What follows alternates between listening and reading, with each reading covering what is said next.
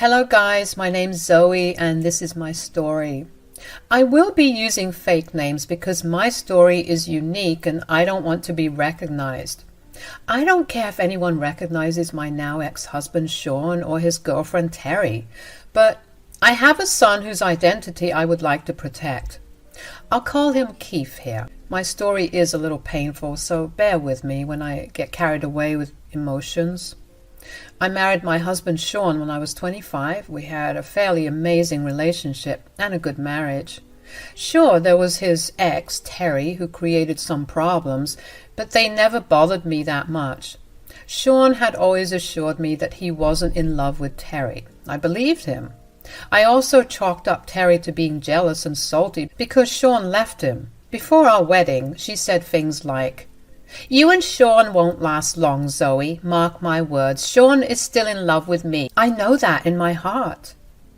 "Don't be ridiculous, Terry. I know you wish he was with you, but there's no reason for you to wish our breakup. Besides, it won't happen anyway. Shawn is not in love with you." "You don't know anything, Zoe. Shawn and I are soulmates. We were always meant to be. You cannot come between us." "If you were meant to be, then why did you break up?" "You have to remember that you broke up for reasons, Terry."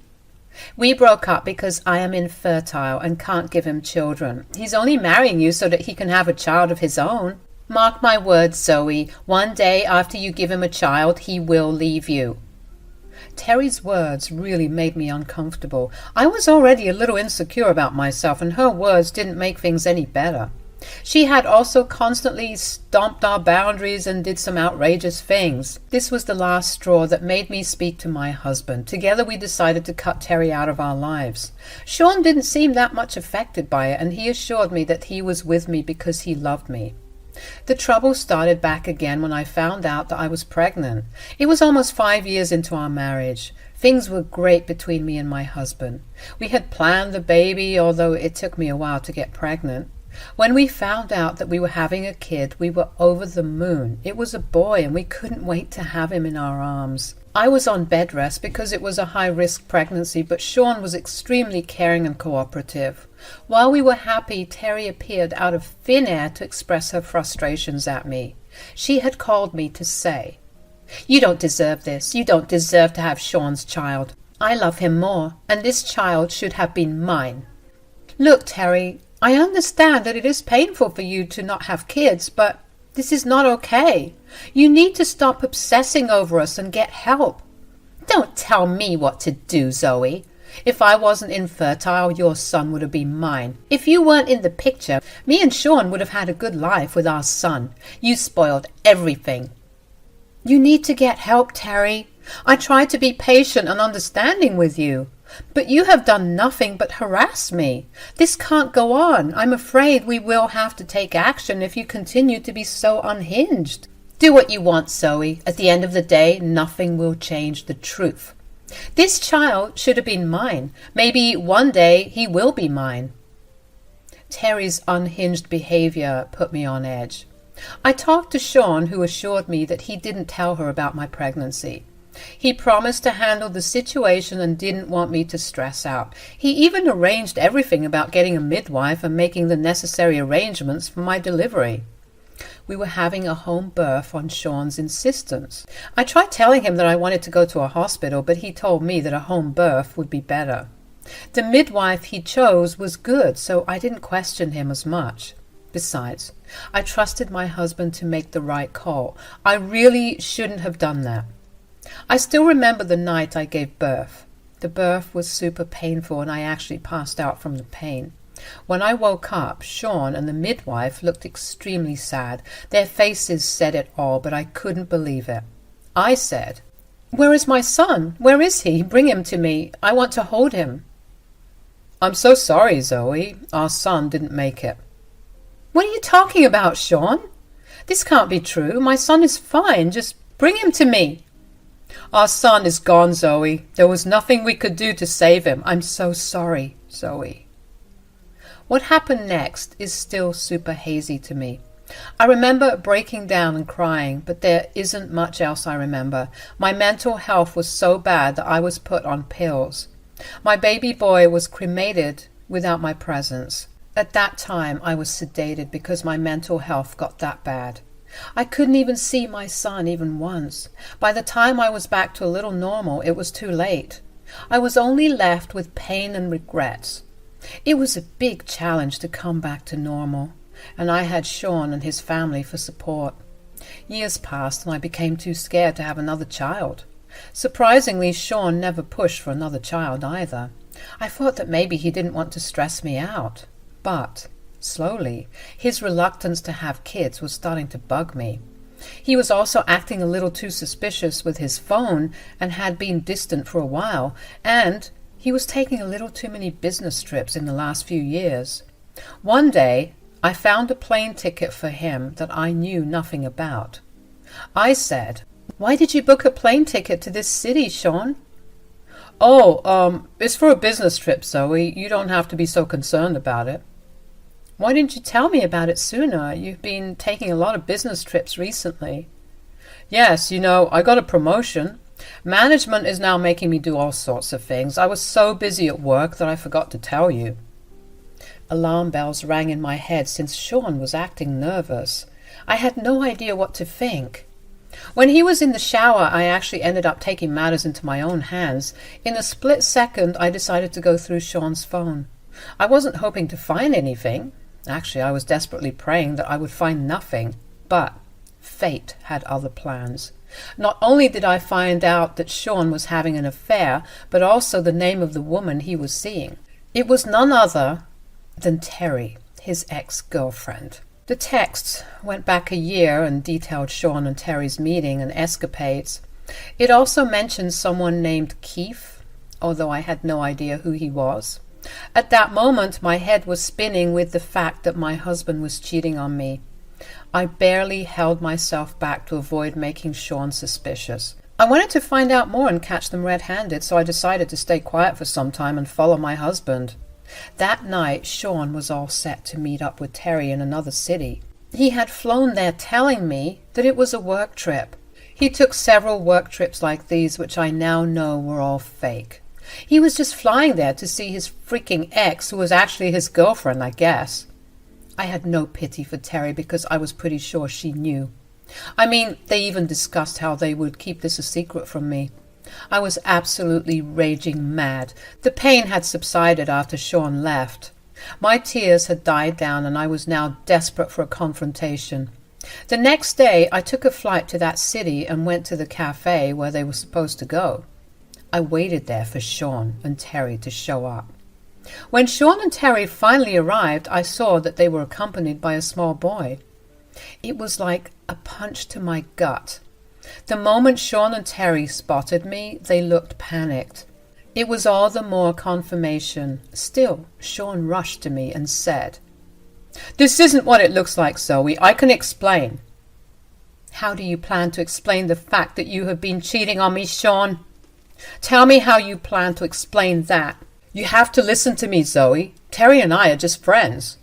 We reconnected over Facebook a little while ago, and I just want to be friendly." "Is that why you're here, playing dad to her child, Shawn? Is he yours?" No, he's not my child, Zoe. I swear, I only reconnected with Terry a few months ago. Keith is only 5. There is no way he's mine. Terry, tell her." "Yes, Shawn is telling the truth, Zoe. My son is only 5. There is no way he is Shawn's child. We started talking again this March." My head was reeling with what I was witnessing. I already had tears in my eyes and was on the edge of pure panic.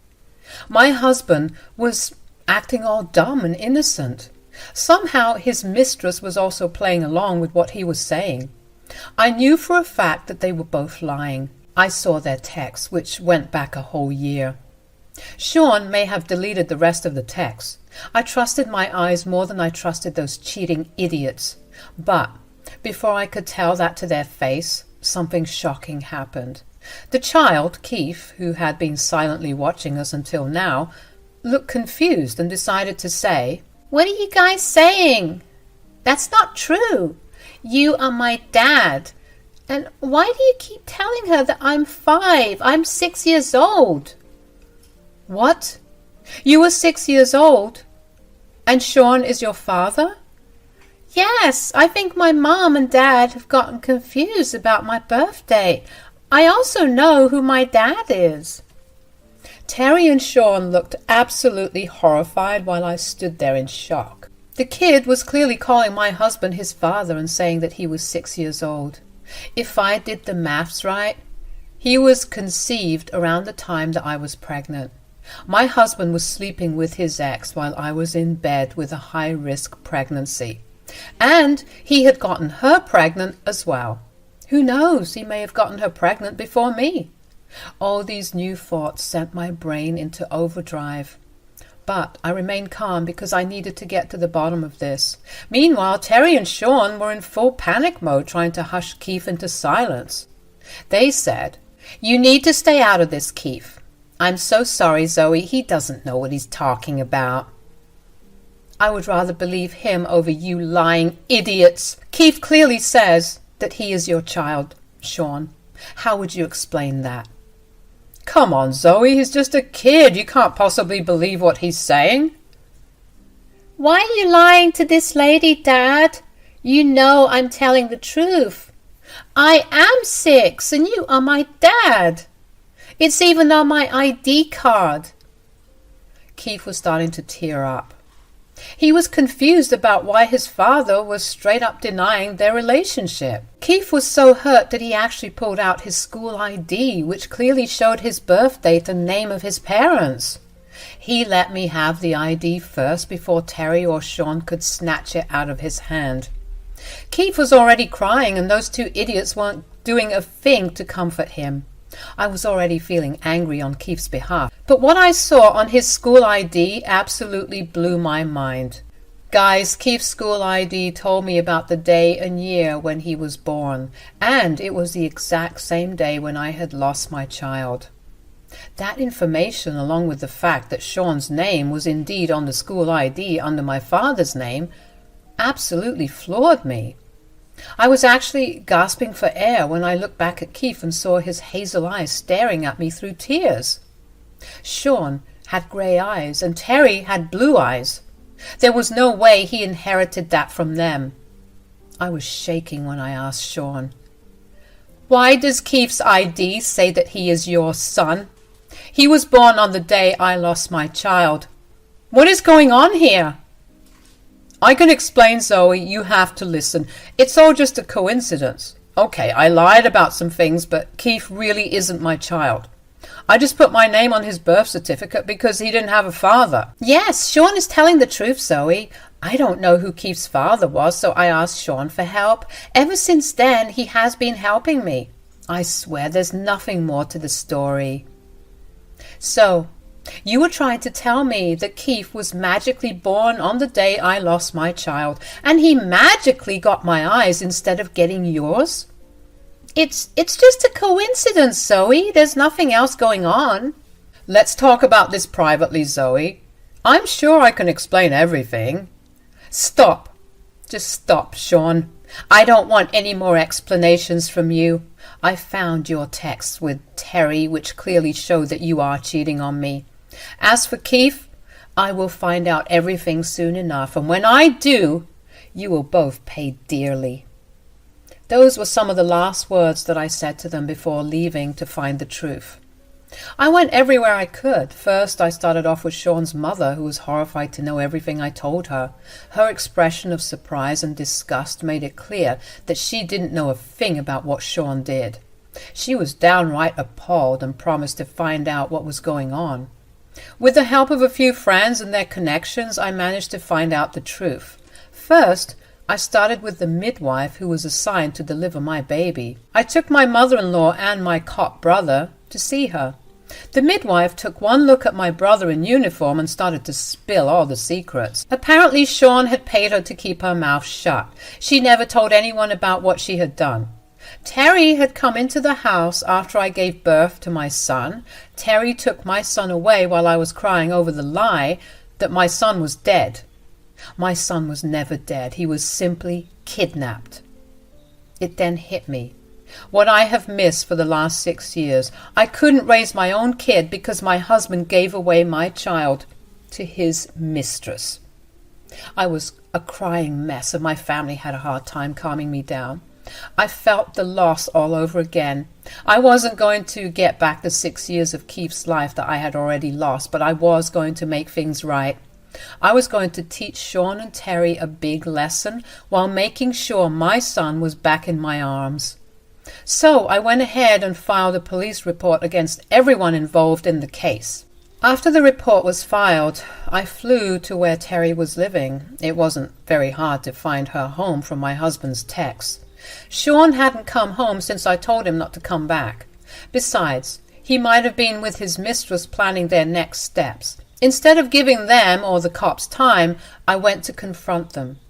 I angrily barged into Terry's house and said, "Did you two think that you would get away with what you did?"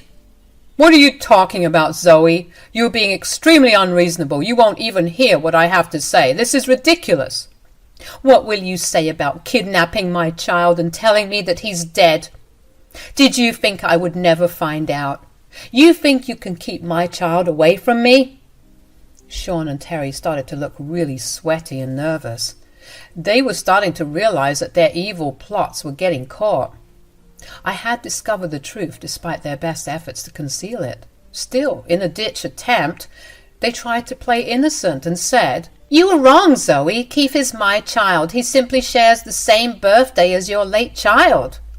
"Is that so, Terry? Then tell me, how did you magically get pregnant when the doctors clearly said otherwise?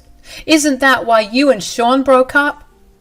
"Well, it was a miracle, Zoe. Keith is my miracle baby. I know the doctor said that I could never have kids, but I had Keith anyway." "Lies. They are all lies, Terry. There is no use lying anymore. Keith is not your miracle baby. He is my miracle baby, because I was told he was dead."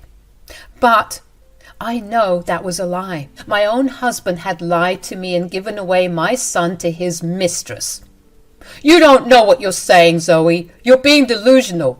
Keith is Terry's child and had nothing to do with you." "So, you will still act innocent? Well, what will your answer be when I tell you that the midwife confessed to everything? Do you want me to show you the proof?" Shawn and Terry went as white as a ghost when I mentioned the midwife. She was one of the very few people who knew about what was going on, and she had confessed to everything. Shawn and Terry had never expected her to talk or them to get caught, so they had this deer-in-headlights kind of look. They said, "What? The midwife told you everything?" "Of course she did, Shawn. She took one look at my cop brother and started to spill all your secrets." No, that's impossible. This can't happen." "If you are so much in denial, you can just ask the midwife. Too bad that she is in police custody now. Well, you can go talk to her when the cops come and drag you both away." "What? What do you mean, Zoe?" "It means that I have informed everything to the cops. They had started an investigation and found plenty of proof about what you did. They even found proof that you two faked Keith's birth certificate and kidnapped my child. They will be here for you soon." Shawn became even more panicked and Terry just started to cry. It was finally sinking in their heads that their nasty plan was finally about to blow up in their faces. I kind of had a feeling why they did what they did, but I really wanted to hear it from their faces. I wanted closure and revenge before I started my life afresh. Shawn and Terry, in their desperation, told me everything. I didn't even have to prompt them for anything. They thought that being the forgiving person I am, forgive them for whatever they did. They said, "Please don't do this, Zoe. We're begging you. We can talk about this. I know what we did was inexcusable for you, but we had our reasons." "I was desperate for a kid, Zoe. Shawn saw my pain. You have to understand that he loved me. I swear I loved Keith as my own son. He grew up with his dad in his life as well." "We can make amends with you, Zoe. There's no reason to get the cops involved. We will figure something out with Keith as well." "I'm sure we'll find a way to make things right, Zoe. Please don't call the cops. Don't take me away from my child's life." "Keith is not your child, Terry. The sooner you accept that, the better it will be for you. None of you deserve to walk away scot-free after what you did to me. I will never pull back the police report. You two will be going to jail while I take my son back. I will be filing for divorce, and I will make sure none of you ever get to come near my son again." Shawn and Terry were still trying to talk to me when I walked out of the house. I knew I would be back there, but not to face them. I would be back to get my child. I didn't want to upset him by taking him forcefully. He was just a 6-year-old whose world was turned upside down. Being his real mom, I didn't want to make things any more difficult for him. So I walked away knowing that soon I would have Keith in my arms. My husband and his mistress were arrested the very next day. The day I left, they flooded me with texts and calls, begging me to spare them and take back the police case. They even tried to use my son as a bargaining chip, which made things worse. It made me angrier that they would drag an innocent child to save their skin. Sadly for them, none of their begging reached my ears. I was adamant that I would make them pay for the pain they put me through. I divorced Shawn and got full custody of my child after a long fight. Shawn and Terry played me dirty and tried everything to get away with what they did, but God was watching and gave them some severe consequences for their actions. For the nature of the kidnapping, Terry lost all rights to Keith, who actually no longer wanted to see her anymore. He was working with a therapist who made him realize, in child-friendly terms, what had happened. I didn't want to hide the truth from him. We did conduct a DNA test to make sure that he was my kid, and it was a match. So the court awarded me custody. As for Shawn and Terry, they are currently serving jail time for what they did. Keith is now living with me and adjusting well to his new life. He still goes to a therapist to cope with the big changes in his life. To make things easier for him, I moved to his city so that he wouldn't have to lose friends by changing schools. My mother-in-law, who disowned Shawn, was happy to be a grandma to Keith. Keith was equally thrilled to have an extended family who loved him. I will admit that things were tough in the beginning, but it is getting better. He has even started to call me Mom sometimes. It just brings tears to my eyes. So now I'm trying my best to give my son a good life, while Shawn and Terry are rotting in jail.